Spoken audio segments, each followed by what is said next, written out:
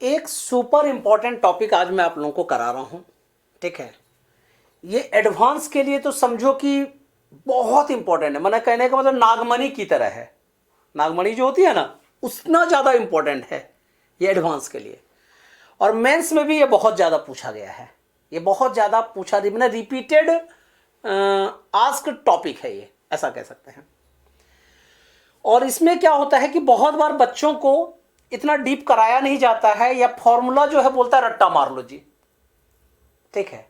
मैं भी जब इंटर कॉलेज में पढ़ता था तो वहां पे हमारे बहुत टीचर ने तो ये कराया ही नहीं। हम लोग सर के पास लाके पहुंचते थे, सर ये कैसे हुआ, बोलता था रट्टा मार लो। सर अगर रट्टा मारना है तो साइंस क्यों लिया मैंने। और एक्चुअल में आजकल तो किसी भी सब्जेक्ट में रट्टा नहीं मारना पड़ता है, सबका लॉजिक होता है बेटा। हाँ, समझ के लर्न करना जरूर पड़ता है, वो भी कुछ परसेंट, ये भी नहीं कि पूरा। तो चलिए, projectile motion on an incline plane. देखो, टॉप फिजिक्स में हमेशा टॉपिक के अंदर ही सारी बातें छुपी रहेंगी, ठीक है। पहले एक इंक्लाइन प्लेन बनाओ बेटा।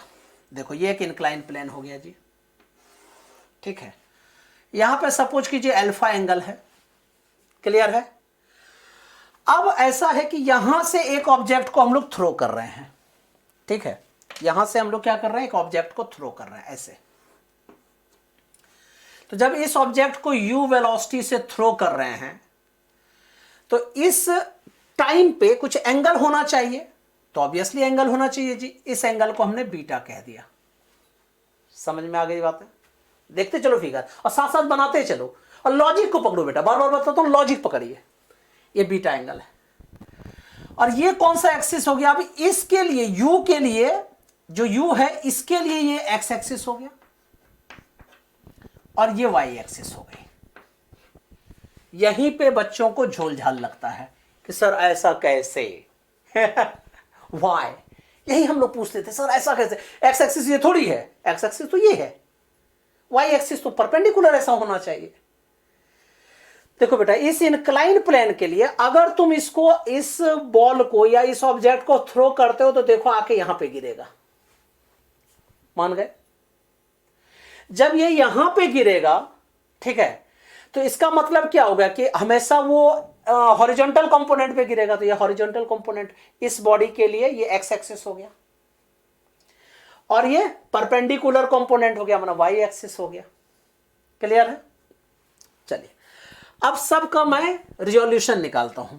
देखो, जब ये u है तो ये वाला जो हो गया ये ux हो गया और यहां पे क्या हो गया, ये uy हो गया। क्लियर है। अब जब बॉडी को हम लोग ऊपर की तरफ थ्रो कर रहे हैं तो ग्रेविटी तो नीचे लगेगी ना।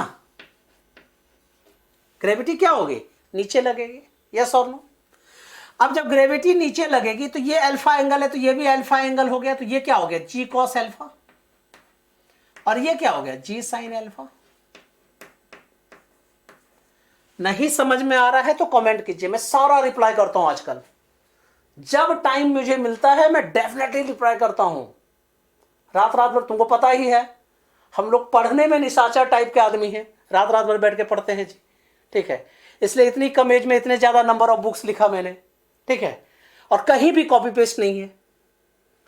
तो इसलिए मैं कहता हूं, नहीं समझ में आता है तो कमेंट कीजिए, मैं डेफिनेटली रिप्लाई करूंगा। हाँ, कुछ पॉजिटिव, मैंने क्या कहते हैं, नेगेटिव बातें करेंगे, अगर बेकार की बातें करेंगे तो उसके लिए बेटा मेरे पास टाइम नहीं है, ठीक है। मैं नॉलेज के लिए काम करता हूं, इस बात को हमेशा दिमाग में बिठा लीजिएगा। तो देखिए, जी नीचे की तरफ है तो इसके दो कंपोनेंट हो गए, जी कॉस अल्फा, जी साइन अल्फा। अब यू एक्स क्या हो जाएगा, यू अगर इधर है और बीटा एंगल है तो ये क्या हो गया, यू कॉस बीटा, और ये क्या हो गया, u i is equal to u sine beta. Clear है। देखते चलिए फटाफट, फिगर आप लोगों को दिख रहा होगा, ओके, हाँ फिगर दिख रहा होगा आप लोगों को। क्लियर है। अब सबको ना लिख दो, लिस्ट बना दो एक तरह से। तुम कहोगे sir what is the value of ux, so I can say ux is equal to beta u cos beta. What is the ui here, you know, ui is equal to u sin beta. Clear है। अब what is the ax here, यहीं पे बच्चे गोलमाल कर जाते हैं कि sir इसका एक्सीलरेशन क्या लिखोगे आप, इसे लिखोगे या इसे लिखोगे, क्योंकि एक्सीलरेशन तो एक तरह का ग्रेविटी होती है ना, ठीक है। तुम बॉल को ऐसे फेंक रहे हो तो ये ऊपर से नीचे की तरफ एक तरह से एक्सीलरेशन कर रहा है, तो ये क्या हो गया, एक्स एक्सिस तो यही हो गया ना, तो माइनस जी साइन अल्फा। इसमें बहुत बच्चों को कंफ्यूजन होगी, मुझे पता है। ए वाई इज इक्वल टू क्या लिखेंगे, माइनस जी कॉस अल्फा। अब तुम कहोगे सर माइनस क्यों, प्लस क्यों नहीं, वंस मोर फिर डिस्कस करता हूं मैं। देखो बेटा, ग्रेविटी नीचे की ओर लगेगी। अगर मान लो यहां पे एक बॉल होता, अब ये बॉल जैसे थ्रो करते इसमें इंस्टेंटली यहां पे है, तो ग्रेविटी इधर लगेगी जी। ये अल्फा एंगल है तो ये वाला अल्फा एंगल हो गया, तो ये जी कॉस अल्फा हो गया, इधर जी साइन अल्फा हो गया। यस और नो। तुम थ्रो इधर कर रहे हो तो एक्चुअल में एक्सीलरेशन जो है ए एक्स तो उधर की तरफ है, तो जी साइन अल्फा, लेकिन इसमें क्या है, जी के रिस्पेक्ट में देखोगे अपोजिट डायरेक्शन में है, तो इसलिए मैंने माइनस जी साइन अल्फा लिखा है। क्लियर है। इसी तरह से अगर मैं इधर थ्रो कर रहा हूं तो इधर एक्स माना एक्स हमारा इधर होना चाहिए और वाई परपेंडिकुलर ऊपर होना चाहिए, पर ग्रेविटी के सेंस में नीचे की तरफ है, इसलिए मैंने नेगेटिव लगाया है। क्लियर है मेरी बात है। एक एक बात को ना पकड़ लो, समझ लो अच्छा से। अब तुम कहोगे सर इसको जब आपने थ्रो किया तो इसने कितना टाइम लगा इसको यहां से यहां जाने में, या इसकी मैक्सिमम हाइट क्या होगी, यहां से इसकी मैक्सिमम हाइट कितनी होगी। ठीक है, तो मैक्सिमम हाइट के लिए हमें क्या करना पड़ेगा, डिराइव करना पड़ेगा ना। तुम कहोगे सर ये तो हमें बोला गया है कि रट्टा मार लीजिए। मैं नहीं बोलूंगा बेटा मैं प्रूव करके दिखाऊंगा।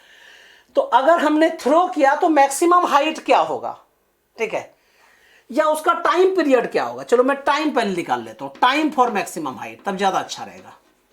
ठीक है, टाइम फॉर मैक्सिमम हाइट माना यहां से यहां तक, यहां पे गया, ये मैक्सिमम हाइट है, इसके लिए टाइम कितना लगेगा। ठीक है, तो इसी को टी एच मैक्स कहा जाता है, याद है ना, टी एच मैक्स।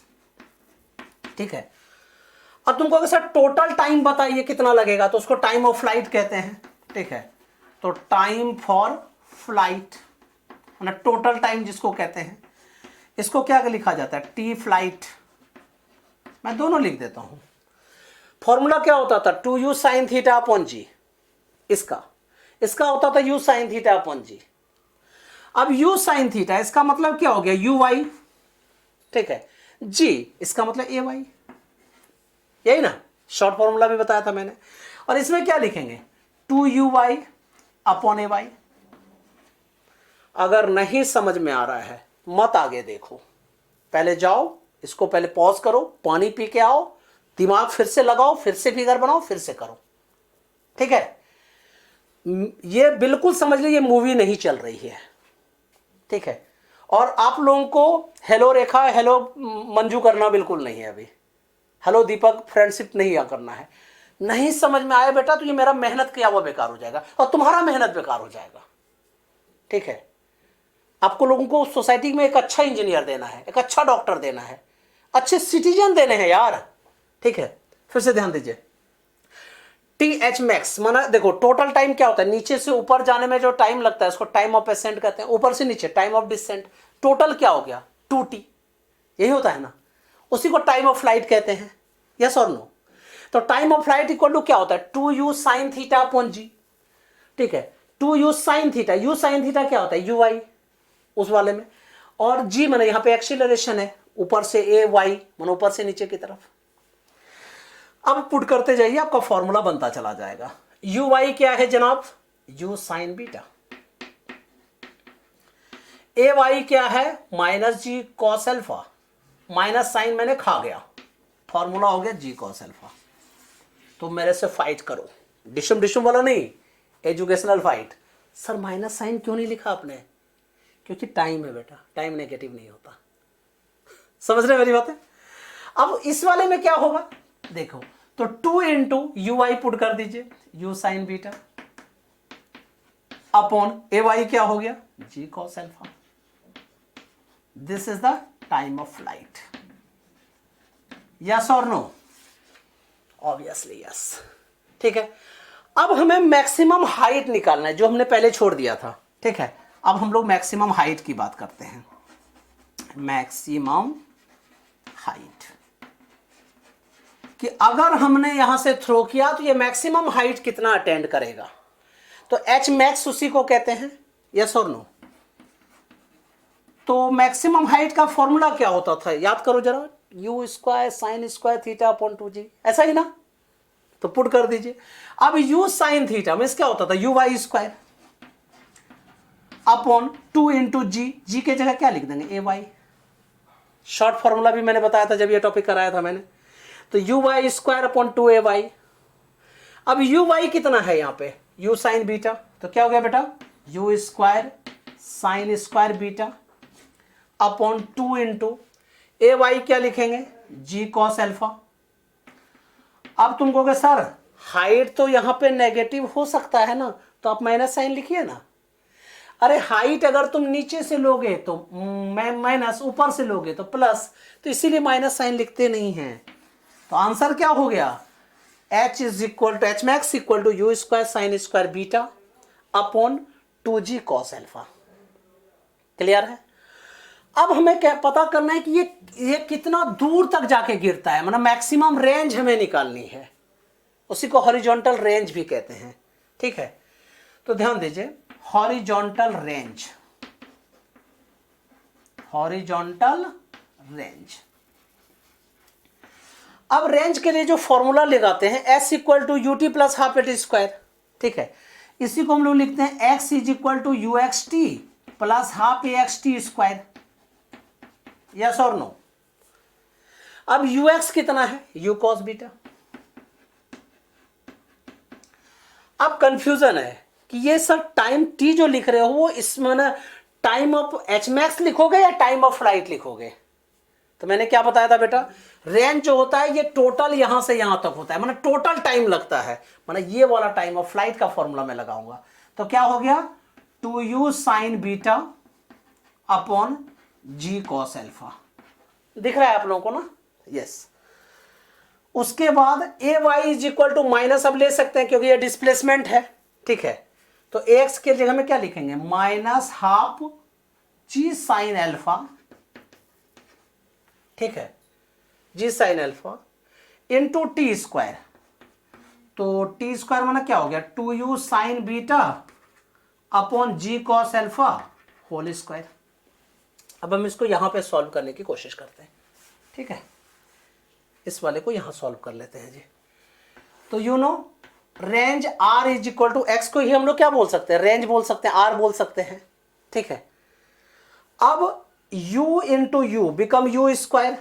ठीक है, या ऐसा भी लिख सकते हैं, देखो 2u sine beta into cos beta, तो साइन 2 बीटा, तो u इंटू, ठीक है, u into u become u square sine 2 beta upon जी कॉस एल्फा। यस और नो, देखते जाइए।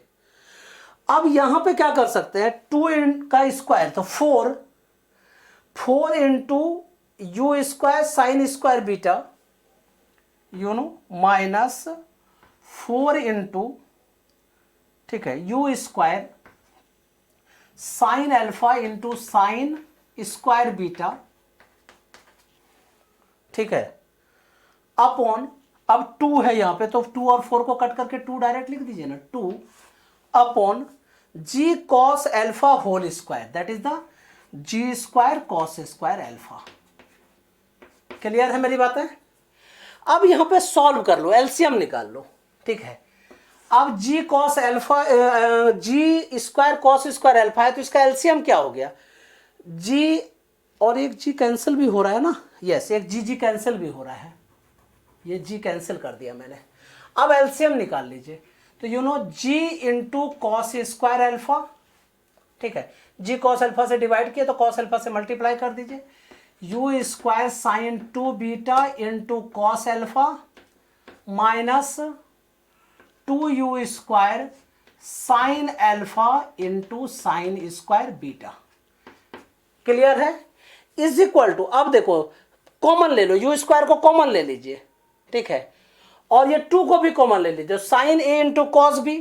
ठीक है, और cos A into sine B, तो ये क्या हो गया, कॉस ए प्लस बी का फॉर्मूला नेगेटिव साइन है ऑलरेडी, तो हम लोग क्या लिख सकते हैं, 2u square sine beta into cos alpha plus beta, yes और no, upon ji cos square alpha. This is your final formula. तो देख लीजिए, T H max H max, time of flight और हॉरिजॉन्टल रेंज का formula, ये सारा formula मैंने आप लोगों को डराइव किया। और you know this are very very important formula for advance as well as JEE Mains. हाँ, नीट में इतना डिटेल नहीं पूछा जाता है। नीट में बहुत बार बच्चों को सिर्फ यहां तक पूछा जाता है, तो नीट वाले बच्चे को कहूंगा कि यहां तक जरूर कर लीजिए। यहाँ टाइम ऑफ फ्लाइट तक ज्यादा से ज्यादा पूछा जाता है, रेंज वगैरह वो सब उतना डिटेल वो लोग एंगल पे नहीं निकलवाते हैं। ठीक है, तो ये सारा कर लीजिए आप लोग, और फिर जो डाउट्स आते हैं वो मुझे कमेंट कीजिए।